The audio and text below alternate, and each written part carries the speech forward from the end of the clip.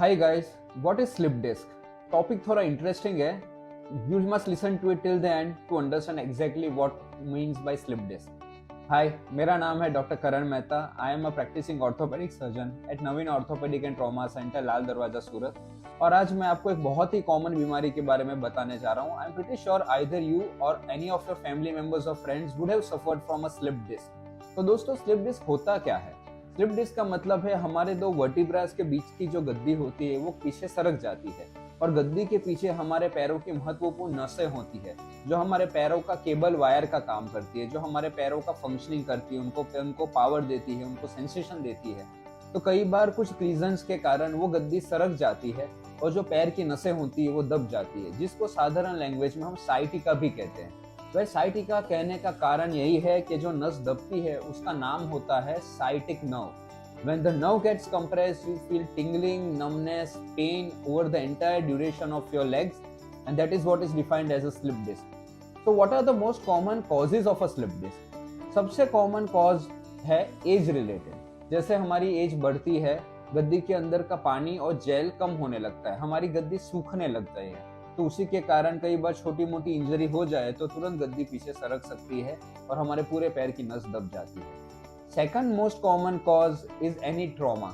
कई बार vehicular accident हो जाए, कभी जर्क लग जाए है, चलते फिरते अगर हम स्लिप हो जाए, गिर जाए, बैक पे सारा ट्रॉमा या स्ट्रेस आ जाए, उसकी वजह से भी गद्दी सरक सकती है.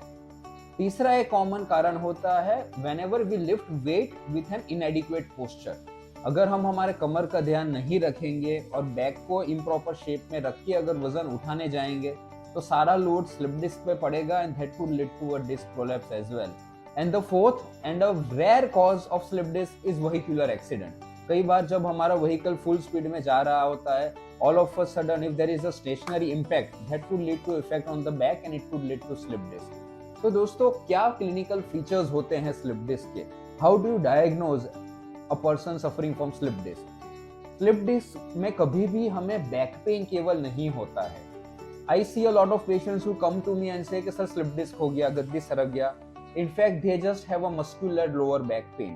तो स्लिप डिस्क में क्या क्या आपको सिम्टम्स होते हैं? The three most important symptoms of slip disc are pain going from the buttocks straight up to your ankle. Second is you feel tingling or numbness in the entire feet. Third thing is you can't stand or walk for a long period of time. The moment you stand for 10-15 minutes or either you walk for half a kilometer or a mile, you start your leg feeling heavy, numb, and you need to sit down so that the pain goes away. ये सारे symptoms आपके slip disc के रहते हैं. Well, luckily the treatment is equally simple. 80 to 90% of the patients don't require surgical intervention for a slip disc. If we make sure that they get proper rest followed by a good physiotherapy, 80 to 90% of the patients would heal by themselves. Only the unlucky 5 or 10% of the patients require a surgical intervention to heal their slip disc. I hope the topic is clear to you now. Thank you.